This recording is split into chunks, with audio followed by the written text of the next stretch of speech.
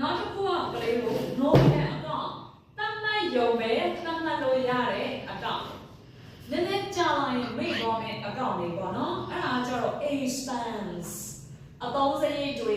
expense income ဟုတ်ပြီလား income ကလေးဒီနေ့မနက်ခင်းတော့ဘာတွေသုံးခဲ့တော့တေးသေးချာချာစဉ်းစားပြီးတော့မှာပဲသိရမယ်ကဲတော့ဆိုလို့ရှိရင်ခုက9လပိုင်းလာဝယ်ရောက်နေပြီဆိုတော့ကျတို့6လပိုင်းတော့ကဘာတွေ expense လုပ်ခဲ့လဲတမီးစရင်းတာမှတ်ထားဖို့ဆိုလို့ရှိရင်ကျတို့မသိဘူးဟုတ်လားအဲ့ဒါတွေဖြစ်ပါတယ်တမီး expense တွေ income တွေလည်းဖြစ်ပါတယ်အဲ့တော့ income နဲ့ပတ်သက်တဲ့အခါကျတော့ကလေးတွေကိုတစ်ခါတည်းသင်ပေးလိုက်မယ်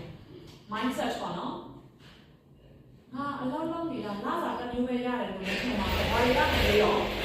bonus တွေရနိုင်သေးတယ်ကျတို့ဆိုရင်ငငယ်လေးအလုံးနှစ်ခုလုံးတဲ့သဘောဖြစ်တယ်ကျတို့ဆိုရင်ထွေးဆိုင်မှာလည်းလုံးလုံးတယ်ပြီးလို့ရှိရင်ခြေကညတွေဆိုရင် guide တွေလည်းလုံးလုံးတယ်နော်အဲ့လိုမျိုးတွေဖြစ်ပါတယ်ဘယ်လိုလို့ဆိုတော့တခြားသောဝင်ငွေတွေအဲ့ဒီ